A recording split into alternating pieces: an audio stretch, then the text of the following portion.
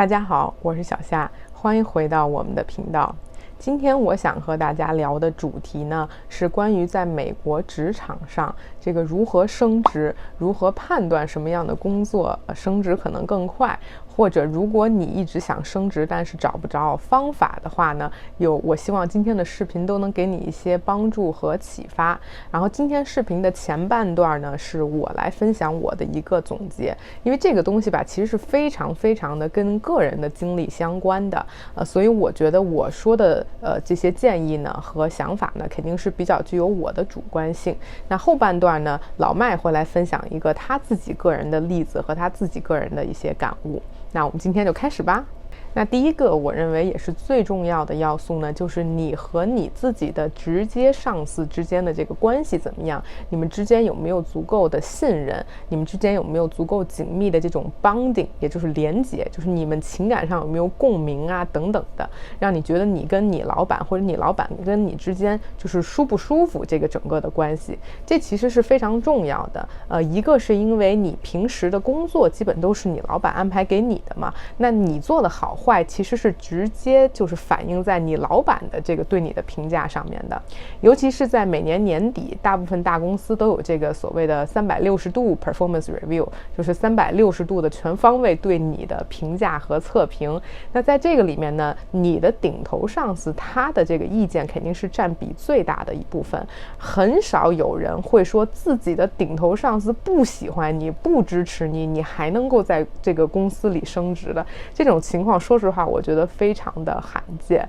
升职的快或者说是能够顺利升职的人，基本都和他的老板之间是维持一个比较好的关系。那第二个要素呢，其实就是除了你和你老板的关系以外，你往上再数2级、3级甚至4级，这些人他们在公司里面的地位和他们这整个一个 chain 上面，大家互相之间的感情和这个 bonding 和这个连结吧，到底有多紧密？因为我自己亲身见到的就是升职很快的组呢，他们组就相当于是从大老板，然后中间的2个老板，再到下面可能我这个或者比我再高一级别的，就是这4、5级连接下来吧，互相都是认识了将近4、5年的人，就是都相当于是互相提携，一路这样走上来的。这个组就属于是说，一个老板升职了，底下一连串的人就基本相隔半年啊、1年啊，都开始一层一层的往上升，就是因为他们互相之间其实有很强烈的信任，然后互相呢也可以成为对方的这个 backup， 就是后盾。那如果你只有你和你老板之间有这个很好的关系，但是呢你老板背后并没有一个很强的支撑他的上级的话，其实也不一定能够帮到你们，甚至是说你和你老板还有再往上一级，可能你们3个人这个连结都不错，但是呢再往上又没有人支撑了，那可能也就不如那种怎么说，就是像我刚才举的那种例子，可能就是一条线上，大家都是一条线上的蚂蚱，你们组可能就没有那样子的组要升职快。但是呢这种情况下呢，至少你能够保证你是在一个比较舒服的位置，因为你和你的老板以及你的老板的老板互相之间有这个信任的话呢，至少你是不容易丢饭碗吧。就是在这种经济尤其不太好的情况下，一个是你不容易被开掉啊，或者是怎么样，然后也不容易说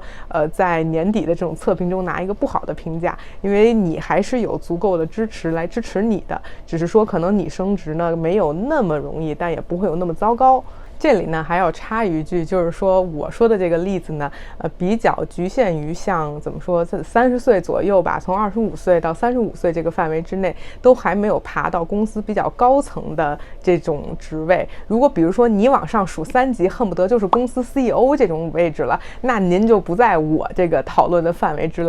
内了啊。我自己都还没走到那一步，我觉得如果是那样子的级别的话，升职慢一点，我觉得是非常情有可原的。但大部分人呢，就是我相信像我一样，可能都还是从比如说 associate、senior associate， 然后 manager、senior manager 都还是走在这条路上，在这几个级别之内呢，我觉得还是适用于我刚才说的这2个主要的因素。那第3个要素呢，其实说出来可能让大家还挺失望的，就是你的运气了。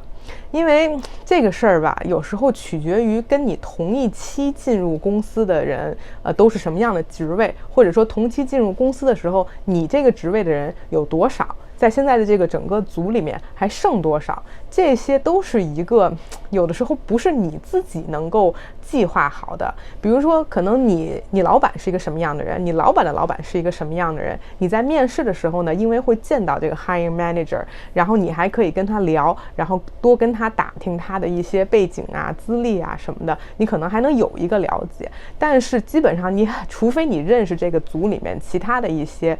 已经在这个组里面工作啊或者怎么样的人，就你有一些内部的这个关系吧，除非是这样子，你能多了解一些内部的情况，不然的话呢，一般人找工作的时候是很难了解的这么详细的。那事实上在你进了一个公司以后呢，同一级里面的人先升谁后升谁，为什么，这有些时候有些事是说不清楚的，对吧？那比如给大家举一个例子啊，就是说如果你进了一家公司，比如本来你跟着老板 A， 结果呢做了一段时间以后，你的老板走了，然后公司又给你派另外一个老板 B， 结果过了一段时间呢，老板 B 又走了，你又挪到了新的老板 C 手下。那其实这种情况下势必会影响你的升职速度，因为呢你跟每一个老板呢都还没有建立起足够的这个信任和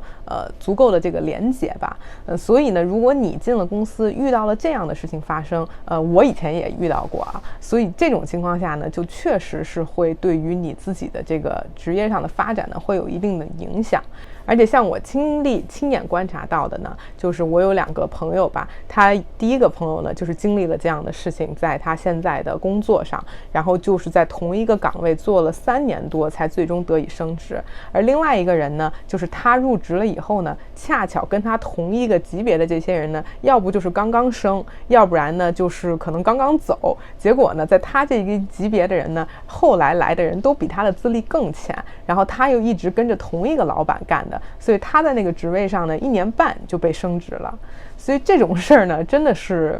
不好说，我觉得这里面确实是有运气因素啊，这个咱们没有办法避免。所以在这里呢，我也想给大家分享一个我个人特别感同身受的一句话吧。就有一次我在一本书上读到说，你不应该 don't pick a job, pick a boss，就是你不要选择一份工作，而应该选择一个老板。这个真的是一句我认为它是至理名言啊。我不知道大家对于这句话有什么样的想法，或者对于我说的这3点有什么样的感受。欢迎大家呢留言告诉我们。如果你喜欢我今天的这条视频呢，也记得给我点赞。那接下来呢，咱们就把镜头交给老麦，让老麦来分享一下他个人的一个感悟。那对于升职的快慢这个问题呢，我想跟大家分享一下我个人的一个亲身经历啊。那看过我们之前视频的小伙伴呢，都知道我个人就是研究生毕业之后的第一份正式工作呢，是在纽约的4大会计师事务所其中的一间。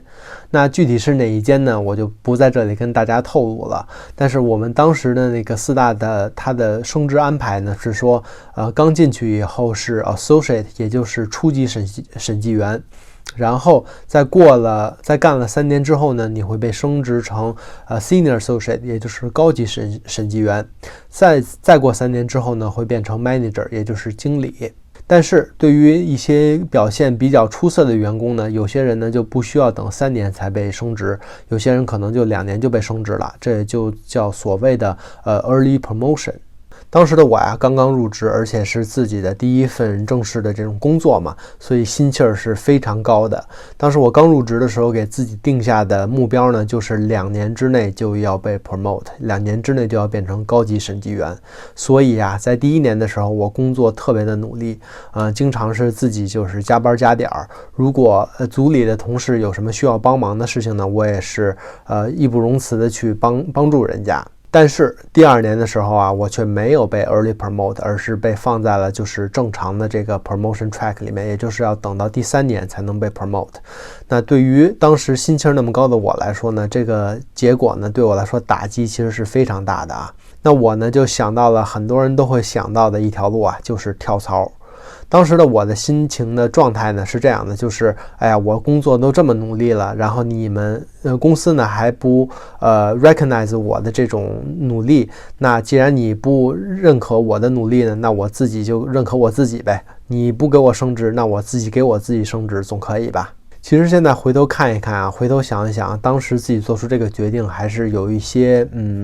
稍微有一些幼稚，而且还是有一些太心急了。如果再给我一次重新选择的机会的话，我一定会待满3年，然后再被 promote。为什么这么说呢？因为啊，当我到了新公司之后，我发现，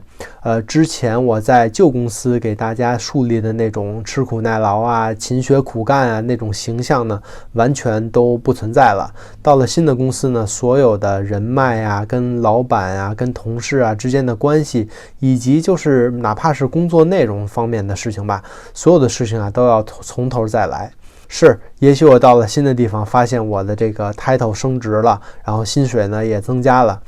但是呢，我到了新公司之后啊，却发现自己依然是白纸一张。那大家要知道，其实要给自己树立一个这种形象，其实是非常耗时耗力，而且其实也挺累的，说实话。